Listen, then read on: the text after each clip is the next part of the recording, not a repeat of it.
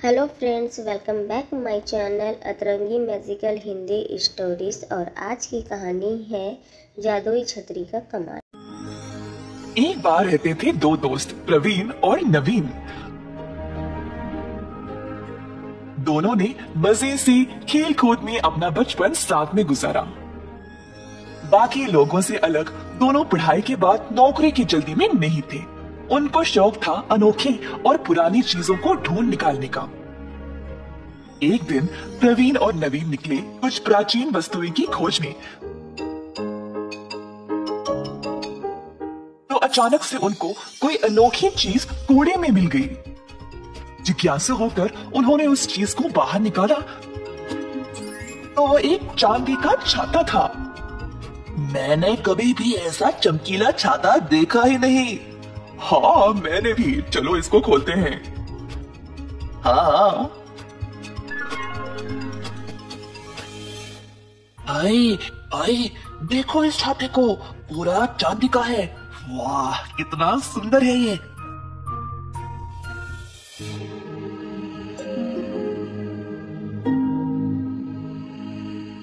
ओह, मुझे किसने जगाया? भाई, तूने किसी की आवाज सुनी क्या? हाँ भाई, लगता है हमने यहाँ पर किसी की नींद खराब की है। वैसे यहाँ पर रहेगा कौन? क्यों नहीं रहेगा, मैं तो यही हूँ। प्रवीण और नवीन ये देख रहे थे कि ये बोलने की आवाज आ कहां से रही थी। इधर उधर देखना बंद करो, मुझे देखो, मैं छतरी हूँ। ये तो जादू है। तुमने कभी बोलने वाला छाता देखा है? अरे हाँ भाई, ये तो चमत्कार हो गया। मैं हूँ छतरी, जो भी मुझे खोलेगा मैं उसकी बात सुनती हूँ। पर अगर कोई मुझे अपने स्वार्थ के लिए इस्तेमाल करेगा तो मैं उल्टा उसको दंड देती हूँ। हाँ, हम जो मांगे आप वो करोगे? चलो हम एक बार आजमा लेते हैं भाई। नवीन ने आसपास देखा तो उसको एक बूढ़ा आदमी नजर आया जो ठीक से चल नहीं पा रहा था। छतरी मैम साहब, आप उस बूढ़े को देख रहे हो क्या? क्या आप उसको एक छड़ी दे सकते हो क्या चलने के लिए? ऐसा बोलते ही बूढ़े के हाथ में एक मजबूत छड़ी आ गई। प्रवीण ये जादू देखकर हैरान रह गया। क्या कमाल की छतरी है ये। अब से मैं इसका इस्तेमाल करके अपनी इच्छाएं पूरी कर सकता हूँ। दोनों ने छतरी को साथ लिया। नवीन के घर पहुंचकर दोनों ने घर के पीछे एक छोटे से कमरे में इस जादुई छतरी को छुपा दिया। अगली सुबह नवीन के माता पिता उससे बात करने आए।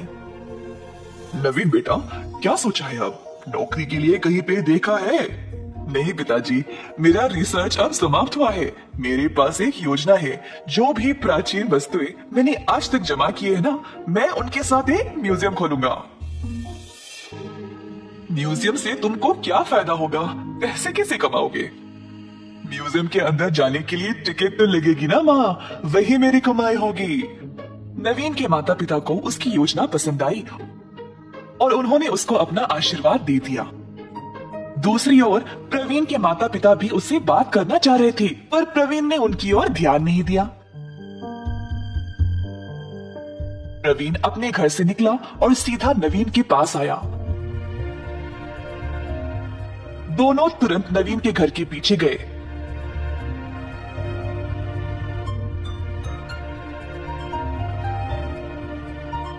अपने गुप्त जगह से छतरी को वापस निकाला। प्रवीण ने छतरी को अपने हाथ में लिया और बोला, नवीन, कूड़े में से सबसे पहले इस छतरी को निकाला किसने? तुमने। और इसको खोला किसने? तुमने भाई। तो ये छतरी किसकी होनी चाहिए? मेरी। ये क्या बोल रहे हो प्रवीण? इस छतरी को मैं तुम्हारे साथ क्यों बांटूं? इस जादू का फायदा तुमको क्यों होना चाहिए? और इसको मैं तुम्हारे घर के पीछे क्यों छुपा के रखूं? तो आप क्या करना चाहते हो तुम? ये छतरी मेरी है, तो मैं इसको अपने पास ही रखूंगा। मैं इसको खुद के लिए इस्तेमाल करूंगा।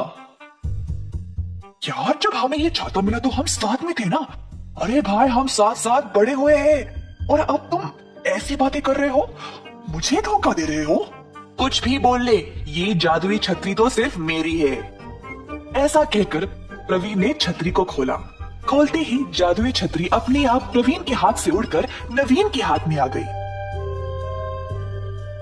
मैं सिर्फ नवीन की बात सुनूंगी क्योंकि ये एक ईमानदार इंसान है और स्वार्थी नहीं। तुम्हारे जैसे धोखेबाज और मतलबी इंसान के साथ मैं नहीं रहूंगी प्रवीण। मुझे लगा तो मेरा सच्चा दोस्त है प्रवीण। मुझे यकीन ही नहीं हो रहा कि तूने मुझे धोखा दिया है। प्रवीण को समझ नहीं आया कि वह क्या करे। ना छतरी थी ना उसका दोस्त। उसने छतरी को छीनने की कोशिश की पर छतरी उसके हाथ में आई ही नहीं। छतरी ने प्रवीण को इतना डराया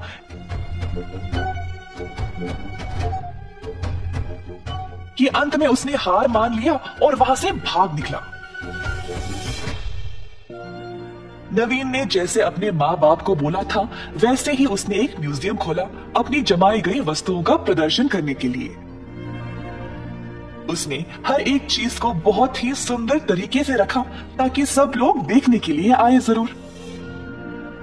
नवीन की योजना के अनुसार बहुत सारे लोग म्यूजियम पर आने लगे। नवीन अच्छे से पैसे कमाने लगा और उनको जमाने भी लगा। पर नवीन वहां पर रुका नहीं। जादुई छतरी की मदद से वह अलग अलग जगहों पर उड़ता गया ताकि वह अपने म्यूजियम के लिए और चीजें जमा कर पाए। नवीन खुशहाल तरीके से अपना जीवन बिताने लगा। प्रवीण जिसने अपने ही दोस्त को धोखा दिया अंत में कुछ नहीं कर पाया, उल्टा अपने माता पिता पर बोझ बनकर बैठा रहा।